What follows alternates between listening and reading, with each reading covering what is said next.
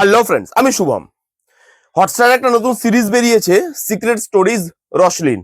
এটা আমাকে আমার একজন সাবস্ক্রাইবার বেশ কিছুদিন ধরে দেখতে বলছিল, আমার টাইম হচ্ছিল না। ফাইনালি দেখলাম 6টা এপিসোডের এই সিরিজ, হিন্দি ডাবিং অ্যাভেলেবেল আছে। কেমন লাগলো এই থ্রিলার সিরিজটা সেটা নিয়ে কথা বলবো এই ভিডিওতে। প্রত্যেকটা এপিসোডের রানিং লেন্থ ওই মোটামুটি 30 মিনিট 35 মিনিট এরকম করে, মোটামুটি 3 ঘন্টা লাগবে আপনার এই পুরো সিরিজটা শেষ করতে। এবার এই সিরিজের যদি গল্পটা আমি আপনাকে বলি, একটা বাচ্চা মেয়ে আছে, তার একটা অদ্ভুত রকম রোগ আছে। সেটা হচ্ছে সে স্বপ্ন দেখে প্রত্যেক দিন এবং সেটাকে সত্যি বলে মানে, কিন্তু তার আশেপাশের যে লোকরা আছে তারা সেটাকে সত্যি মানতে চায় না। কিন্তু সেই স্বপ্নটা সত্যি হচ্ছে। সেটা কি স্বপ্ন, কেনই বা সে স্বপ্নটা থেকে ভয় পাচ্ছে, এবং সেই স্বপ্নটা যখন সত্যি হচ্ছে তখন তার সঙ্গে কি কি হচ্ছে, এই সবকিছু নিয়ে এই গোটা সিরিজটা। আমি জাস্ট বেসিক গল্পটা বললাম, গল্পের মধ্যে আরো অনেক লেয়ারিং আছে। মানে এটা অ্যাকচুয়ালি গল্পই নয়, জাস্ট এটুকুই দেখানো হয়েছিল ট্রেলারে, তাই আপনাকে আমি ওইটুকুই বললাম, যাতে আপনারা যখন সিরিজটা দেখবেন তখন মজাটা যাতে নষ্ট না হয়।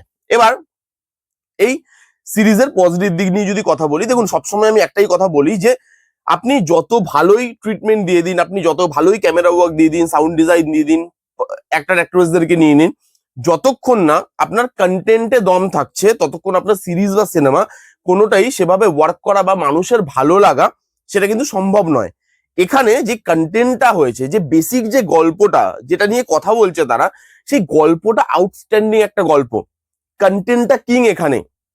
এখানে যেভাবে আউটস্ট্যান্ডিং ভাবে গল্পটা দেখানো হয়েছে এবং সেই গল্পটাকে বলার চেষ্টা করা হয়েছে সেটা কিন্তু ভালো। গল্পটা, বেসিক গল্পটা খুব স্ট্রং, এবং মানে বেসিক গল্পটা এরকম নয় আউট অফ দ্য বক্স, কিন্তু বেসিক গল্পটা যখন আপনি দেখবেন আপনার ভালো লাগবে। সারপ্রাইজিং মোমেন্ট গুলো এই গল্পটার মধ্যে আছে।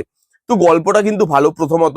সেকেন্ড অফ অল, এখানে যেভাবে কাস্টরা পারফর্ম করেছে, প্রত্যেকে লিড হিরো থেকে শুরু করে যারা যারা আদার কাস্ট আছে, একজনের পারফরমেন্স নিয়ে আমার খালি একটু কমপ্লেন আছে, সেটা আমি পরবর্তীকালে আসছি।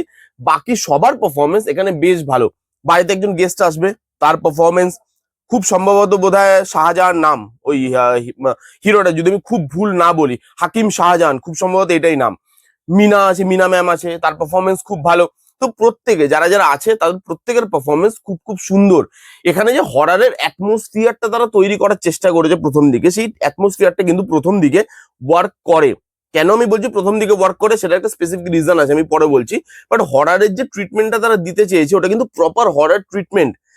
জাম্পস্কেয়ার আছে, সেখানে লাইটের কাছ থেকে শুরু করে সেখানে হরার ট্রিটমেন্টটা ভালো, এবং হরারের সঙ্গে থ্রিল, এই দুটো জিনিসকে যেভাবে কম্বাইন্ড করেছে সেটা খুব সুন্দর এবং সেটা দেখতে ভালো লাগে পরবর্তীকালে শোটার মধ্যে। তো প্রথম দিকে যে হরারের ট্রিটমেন্ট গুলো ছিল সেগুলো প্রপার হরার ট্রিটমেন্ট, এবং যারা হরার সিনেমা বা সিরিজ দেখতে ভালোবাসে মানে তারা কিন্তু এই হরারটা দেখে বেসিক লেভেলের একটা মজা কিন্তু পাবে, সেটা কিন্তু অ্যাসিওর করে এই শোটা।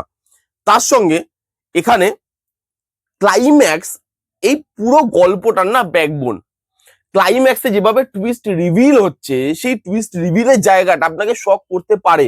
আমরা অনেক সময় এরকম দেখি যে যেহেতু এত কন্টেন্ট হয়ে গেছে, ক্লাইম্যাক্সে গিয়ে যখন বড় টুইস্ট আছে সেটা আমাদের জন্য ওয়ার্কই করছে না, বা তার মধ্যে অর্ধেক আমাদের জানা অর্ধেক আমাদের জানা নয়, সেগুলো ওয়ার্ক করছে, মোটামুটি একটা ওয়ার্ক করছে। বাট এখানে লাস্টের যে ক্লাইম্যাক্সটা ওটা আপনি ধরতেই পারবেন না। ওটা যেভাবে ডিজাইন করা, গল্পটাকে যেভাবে নিয়ে যাওয়া হয়েছে সেই জায়গায়, সেই দিকে কোনো আভাসই দেওয়া হয়নি, সেই জিনিসগুলো খুব ভালো। তার মধ্যে আরেকটা ট্রিটমেন্ট আছে দেখবেন, খুব মানে খুব নর্মাল একটা ট্রিটমেন্ট। সেটা হচ্ছে যে যে অ্যাকচুয়ালিতে যে জিনিসপত্রগুলো করছে বা যে ভিলেন, তাকে সবসময় আউট অফ ফোকাসে রাখা হয়। বাট এখানে সেই জিনিসগুলো করা হয়নি, প্রত্যেকটা ক্যারেক্টারকে ফোকাসে রাখা হয়েছে। যে যে কাজটা করছে সে আপনার চোখের সামনেই আছে, কিন্তু আপনি বুঝতে পারছেন না, এবং সেই শক ভ্যালুটা পরবর্তীকালে যেটা প্রোভাইড করছে সেটা ভালো। টেকনিক্যালি ওয়েলমেড, এখানে সাউন্ডের কাছ থেকে শুরু করে লাইটিং এর কাছ থেকে শুরু করে সেগুলো ভালো। যে লোকেশনটাকে নেওয়া হয়েছে পাহাড়ে বেস্ট, সেই লোকেশনটা ওই লুক অ্যান্ড ফিলটা দিতে হেল্প করছে, অ্যাটমসফিয়ারটা তৈরি করতে সাহায্য করছে। তো লোকেশনটা ভালো লুক অ্যান্ড ফিল একটা প্রোভাইড করে দেয়, অ্যাটমসফিয়ারটা প্রোভাইড করে দেয়, যেটা হরর আর থ্রিলারের সঙ্গে খুব যায়। সেখানে কালার এবং বিজিএম এর কাজ খুব সুন্দর, এবং প্রত্যেক জায়গায় আপনার মনে হবে যে এর আগে কি হবে সিনেমাটা, এর আগে কি হবে সিনেমাটা। এবার এর নেগেটিভ দিক নিয়ে কথা বলবো।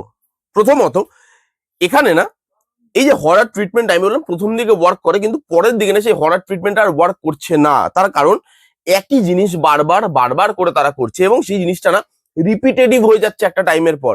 একটা টাইমের পর আপনার মনে হবে এই হরার ট্রিটমেন্ট গুলো আমি শোয়ের প্রথম থেকে তো দেখে এলাম, আমি তো জানছি যে এখানে এটা হবে, এখানে জাম্পস্কেয়ার আসবে, তা সেগুলোই যখন খুব নর্মাল আর খুব রেগুলার বেসিস আপনাকে দিতে থাকছে, পরপর পরপর ওই একই জিনিস দিতে থাকছে, মাঝখানে গিয়ে আপনার মনে হবে ভাই এই জিনিসগুলো এবার একটু বেশি হচ্ছে, এই হরর ট্রিটমেন্ট গুলো আর আমার জন্য কাজ করছে না। এবার তুমি টুইস্টটা রিভিল করো, তুমি গল্প বলতে অনেকক্ষণ সময় নিয়ে নিয়েছো, যার জন্য এটা 3 ঘন্টা শো হয়েছে, বাট এটা 3 ঘন্টা ডিমান্ড করে না শোটা। এটা যদি 2 ঘন্টা 15 মিনিট 20 মিনিট, চলো বড় যদি 2.5 ঘন্টার একটা শো হতো, মাঝখান থেকে একটা এপিসোড যদি কেটে বাদ দেওয়া হতো, তাহলে আমার মনে হয় বেশি ভালো হতো, জিনিসটা আরো ক্রিস্প হতো, আরো তাড়াতাড়ি যেত। এমনিতে একটু স্লো পেস, তো আপনাকে একটু ধৈর্য ধরে বসে দেখতে হবে ক্লাইম্যাক্সটার মজা নিতে গেলে। তো সেখানে আমার মনে হয়েছে এটাকে আরেকটু ছোট করলে, কম্প্যাক্ট করলে জিনিসটা আরো বেশি ভালো লাগতো। এবং লাস্টে গিয়ে যখন রিভিল হচ্ছে, সেখানে একটা ইমোশনাল আর্ক দেওয়ার চেষ্টা করা হয়েছে, সেই ইমোশনাল আর্কটা কিন্তু পাওয়া যায় না। সেখানে আমার মনে হচ্ছে ইমোশনও কিন্তু ল্যাক করেছে লাস্টের দিকে গিয়ে। লাস্টে গিয়ে আপনার জিনিসটা এতই রিপিটেটিভ লাগবে, বিশেষ করে 5 নম্বর এপিসোড, আপনার মনে হবে যে ভাই এটা বাদ কেন নয়, এটা বাদ দেওয়া কেন হলো না। তো সেখানে মানে এই 5 নম্বর এপিসোডের কিছু এলিমেন্ট 6 নম্বরে নিয়ে গিয়ে সেটাকে তো পুরো শেষ করে দেওয়া যেতেই পারতো, একটা এপিসোড কমে যেত। সেই জিনিসটা এখানে করা হয়নি, এবং সেটা আপনার মনে হবে যে না, সেই যে ইমোশনাল ফিলিংটা সেটা আপনাকে আরেকটা যেটা দিতে চাইছে সেটা কোথাও দিতে পারছে না। আর এখানে যে লিড হিরোইন বাচ্চা মেয়ে, তার পারফরমেন্স না খুব একরকমের, মানে প্রথম থেকে শেষ অব্দি সে একই এক্সপ্রেশন দিচ্ছে, এবং সেই একটাই এক্সপ্রেশন তাকে দিতে বলা হয়েছে বোধহয়। এবং তার এক্সপ্রেশন একটা টাইমের পর গিয়ে আপনাকে ইরিটেট করবে, আপনার মনে হবে একটাই এক্সপ্রেশন তুমি জানো, এবং প্রত্যেক সময় মুখটাকে ওই একই রকম করে রেখেছে। তো সেখানে আপনার মনে হয়েছে কোথাও গিয়ে যে তার পারফরমেন্স আরো বেটার হতে পারতো, বা এই রোলটার মধ্যে আরো বেটার কোনো পারফর্মারকে নিয়ে আসা যেতে পারতো। কারণ ওই রোলটাই হচ্ছে সিনেমার, মানে এই পুরো সিরিজের ব্যাকবোন, বারবার সিনেমা বলছি তার জন্য সরি।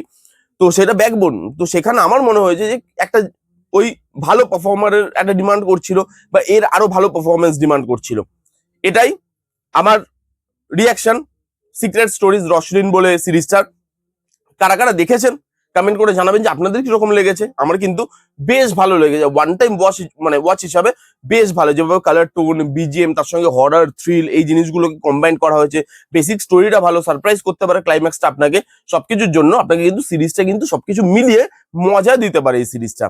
যারা যারা দেখেছেন কমেন্ট করে জানান আপনাদের কিরকম লেগেছে, যারা যারা দেখেননি জান গিয়ে দেখুন কেমন লাগলো রিভিউটা, জানাতে ভুলবেন না। ভালো লাগলে please give Thums up, like করবেন, কমেন্ট করবেন, শেয়ার করবেন, চ্যানেলটাকে মাস্ট মাস্ট সাবস্ক্রাইব করবেন। দেখা হচ্ছে নেক্সট কোনো ভিডিওতে, ততক্ষণ bye bye, take care and be safe.